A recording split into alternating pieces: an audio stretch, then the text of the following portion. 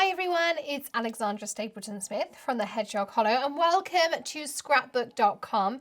Today I'm going to be showing you a cool technique to stretch your dies to create homemade stencils. So I'm using the two new LDRS dies. This is the In the Grass and By the Sea that I showed you recently in the unboxing video.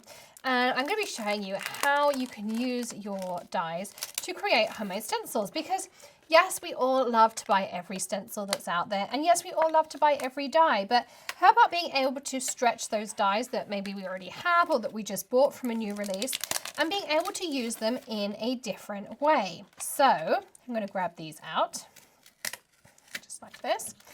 And these ones are tabbed together. So you can either take a pair of wire cutters or just give them a little wiggle like this. You see how they just come apart. And they're different kind of arcs. That's the difference between the three of them. And I'm going to run them through my Gemini Junior, which is my favorite die cutting machine. And I'm not going to worry about where. So I'm going to kind of put it halfway-ish on my paper. Again, don't worry too much where. So I'm going to run my grass through, just like this.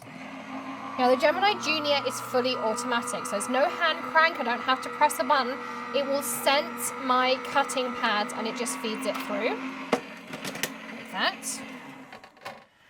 So there's my grass, and it has a little magnetic piece.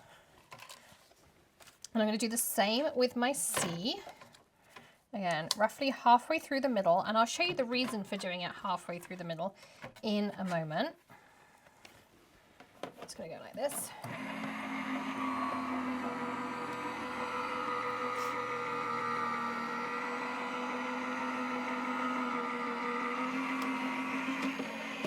Okay. Push our Gemini over a little bit. Okay, so we have two grass templates, and I'm about to have two wave templates. So these new dies are really nice because they also have a stitched portion. So if I was doing this on my cardstock and I wanted to use it on a card, I'd have this nice stitched edge too.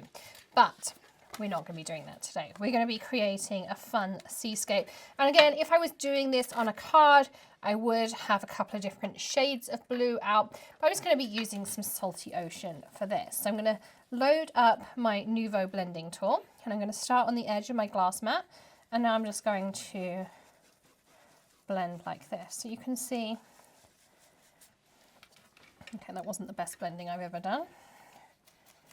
But I'm going to start going over and I can fix.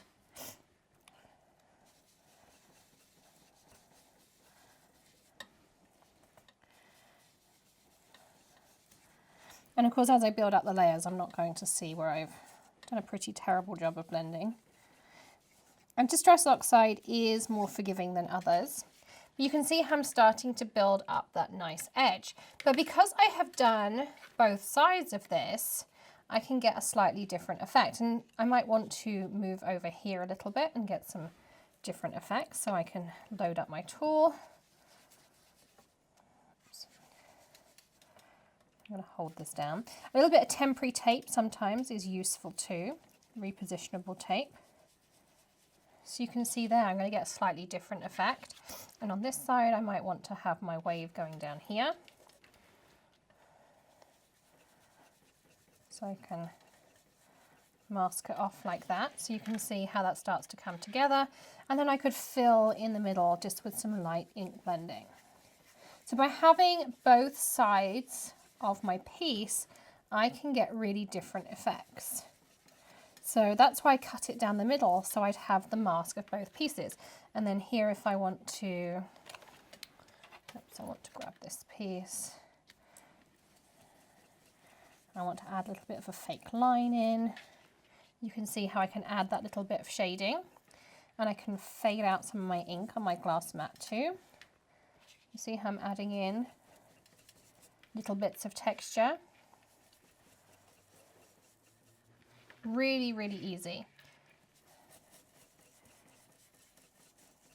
I could also spray with my light mist bottle and add texture, but just keep both of those pieces and just keep moving them around, because as you move around, you're going to get different lines and it's really going to look like a true sea that's moving around and kind of has different texture and different waves to it. And the same with your grass too. So if I take my Distress Oxide to the side there, I've got some pine needles here. So again, we can add our first line of pine needles.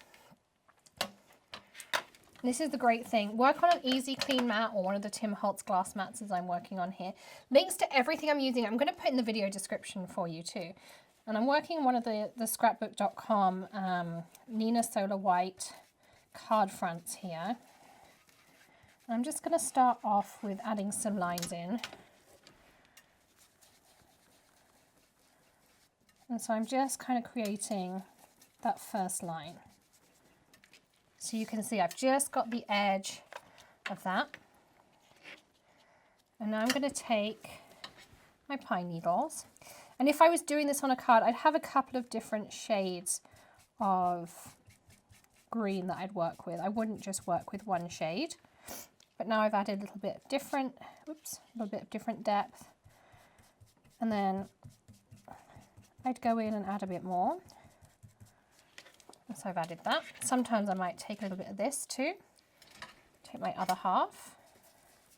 And I might want to really lighten it up too.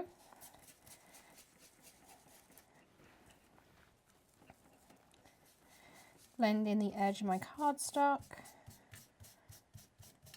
You can also add a little bit of water to your cardstock. You'll get a different blend again. Building up the layers. So you can see how this is starting to come together. You just start, as you add the layers, each layer is going to have a little bit of a different approach to it.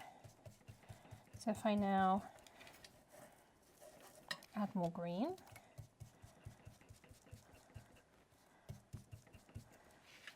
So you can see there that's a little bit darker, this one's a little bit lighter. This one's a little bit more delicate. You could also cut them out of construction acetate or some other acetate.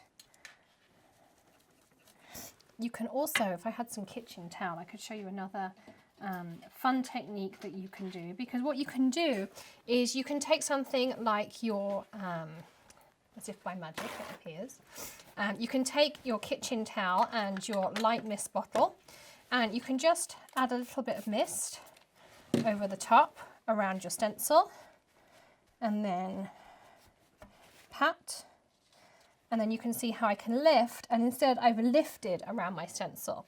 So again, lots of fun techniques, but take your existing dies. It doesn't have to be a sea or a grass or any of those things. It could be a word die, it could be houses, it could be any kind of fun die that you have. It could be a square, it could be an oval. And you can really make some fun things just by playing around with your dies and using them as stencils as opposed to using them as a die cut. And even this piece that I've used here, I could ink all of this in and then I'd have a really fun layer to use on my card too. So you don't have to throw this piece away. That's piece that you've used as a stencil, you can really easily use as something else too. So lots and lots of fun things you can do. And I hope you found this idea useful as a way to stretch your dies in a different way to use them as stencils in your crafting. So thank you so much for joining me here on the Scrapbook.com channel. Again, my name's Alexandra Stapleton Smith, and I do hope you'll come on over to the Hollow and join us there at some time too. Don't forget to hit that subscribe button to the Scrapbook.com channel and ring the bell for notifications. They have amazing classes and tutors here over on their channel, and give us a thumbs up if you enjoyed this top tip too. Check out the description below for links to everything I've used here today and all of the supplies, and I'll see you again very soon. In the meantime, happy crafting and have a great day. Bye.